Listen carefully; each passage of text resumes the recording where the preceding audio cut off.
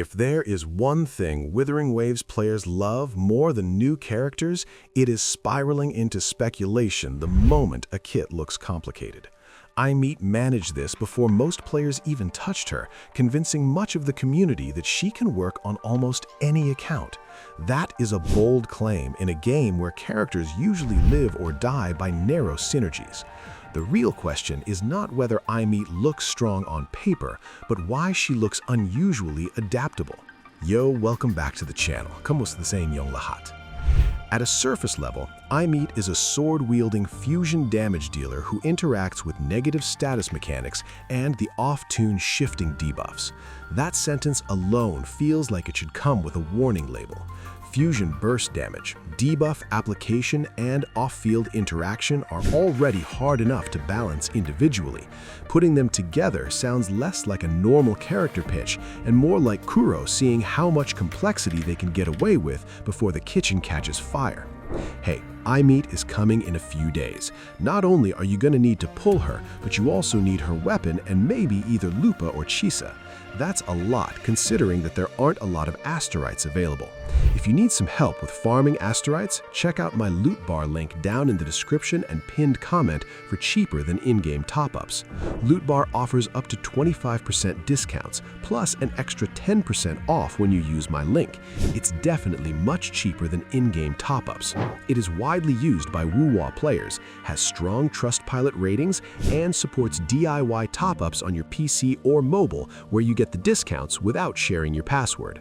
Just log in to Loot Bar, purchase, and then you go to their online DIY top-up page to complete the transaction yourself without giving anyone your password to do it. If you are looking to top up and save big, Loot Bar is a straightforward and secure way while supporting the channel. So, let's get back to it.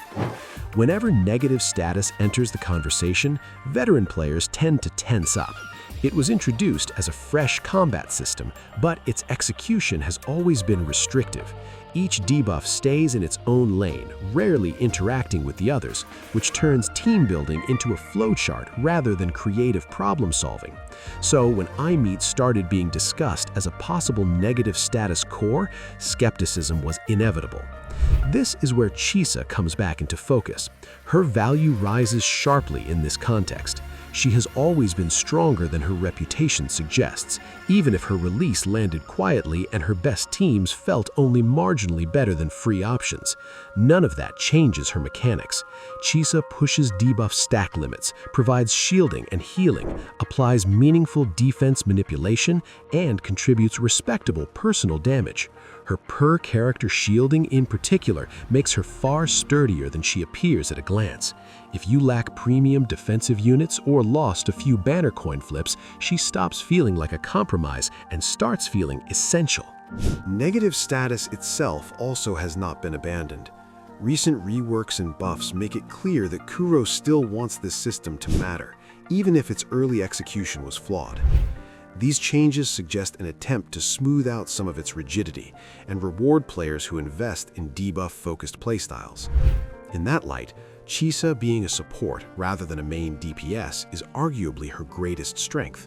Supports naturally age better, slot into more compositions, and remain relevant even as new damage dealers rotate in and out of the meta. Over time, this kind of role quietly gains value, especially in a system like negative status, where enabling consistency often matters more than raw personal damage. Aemeath working well in this environment was not on most bingo cards, but it is plausible. Still, negative status is only one possible direction, and fusion synergy quickly takes center stage. If you own Lupa, the ceiling jumps immediately. Lupa anchors fusion teams with resistance shred, attack buffs, fusion damage bonuses, interruption resistance, and a powerful damage amp on outro. Functionally, she fills the same role for fusion that Shorekeeper fills elsewhere. Pairing her with Aemeath is an obvious power spike. There's also the question of animation economy. Early impressions suggest Aemeath's animations are on the longer side. If her kit allows clean, quick swapping during these windows, she could function as both a hypercarry and a quick swap enabler. That kind of dual role is rare and extremely strong, rewarding players who enjoy high APM gameplay. Quick swapping is not mandatory though. A more straightforward approach is to pair Aemeath with established fusion units like Mornier or Brandt. On paper, those teams look brutal. Fusion has steadily built its own ecosystem, increasingly independent from universal supports, and that trend feels intentional. There is a catch. Fusion burst damage is not always treated the same as standard fusion damage. If Aemeath's output falls into an awkward category, some of these ideal fusion setups lose efficiency. We've seen this problem before. Kuro could choose to exempt her from it, or they could push her toward a different niche altogether. Even then, she would not be invalidated. It would simply shift her away from pure fusion stacking and toward her third path, offtune shifting debuffs. Offtune works very differently from negative status. Instead of 6 mutually exclusive states, there are only 2 states, Tune Rupture and Tune Strain. Tune Rupture enables powerful single-break interactions that any character can use, while Tune Strain rewards teams that can consistently interact with it, stacking damage bonuses across the party. In theory, a team built around Mornier, Lenny, and Aemeath could push Tune Strain bonuses to extreme levels. The exact numbers are still speculative, but even conservative scaling becomes meaningful when damage bonuses compound. Tune Rupture, meanwhile, acts as a bridge, letting non-specialist characters still participate in the system. The real strength of offtune lies in its flexibility. Characters only need to meaningfully interact with one state to matter, which immediately lowers the barrier to entry for team building. Len currently stands out as the only character who can apply both Tune Rupture and Tune Strain, naturally making her the centerpiece of many early offtune teams. But it is important to separate optimization from necessity. Expecting Aemeath to be fully self-sufficient within this system would be unrealistic. A main DPS that reaches peak output without any external help is more fantasy than forecast. What matters is that Aemeath is not locked behind Lenny.